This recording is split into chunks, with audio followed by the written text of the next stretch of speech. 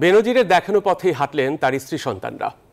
অবৈধ সম্পদ অর্জনের অভিযোগে রোববার দুদকের তলবে হাজির না হয়ে তারাও সময় চাইলেন।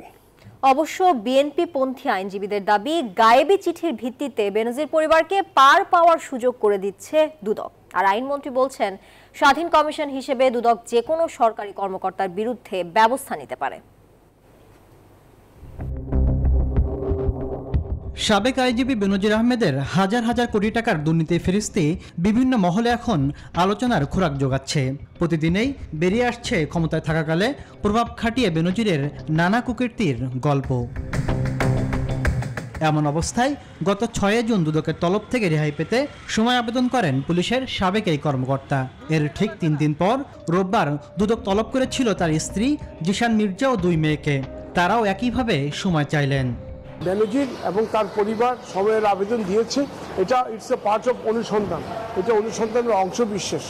এখন যদি কেউ গায়েবী মন্তব্য করে সেখানে তো আমার বলার কিছু নেই। তবে সময় চেয়ে আবেদনের চিঠি নিয়ে তৈরি হয়েছে ধোঁয়াশা। আদৌ কোনো আইনজীবী আবেদন করেছেন কিনা তা স্পষ্ট নয় বলে অভিযোগ বিএনপিপন্থী এই আইনজীবীর। বলেন, সরকারি মদদে তাকে আড়াল করার চেষ্টা করা হচ্ছে।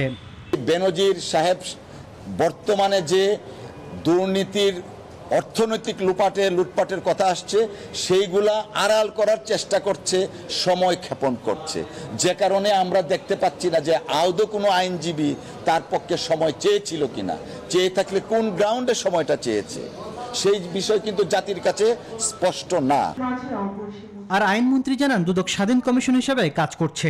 সরকারি চাকরিজীবীরা দুর্নীতি করলে কোনো রকম ছাড় পাবে না। অগাধ সম্পত্তির মালিক হন, তাদের কিন্তু এখন স্বাধীন অ্যান্টি করাপশন কমিশন তদন্ত করে বিচারের আওতায় আনেন। তো সেই ক্ষেত্রে যারা দুর্নীতি করতে অভ্যস্ত তারা বিচারের আওতায় আসবেন। দুদক সরকারি যে কোনো কর্মকর্তার অবৈধ সম্পদের খোঁজ করতে পারে বলেও জানান মন্ত্রী। দ্রুত নিষ্পত্তি করার জন্য। তাসলিম তৌহিদ, নিউজ 24, ঢাকা।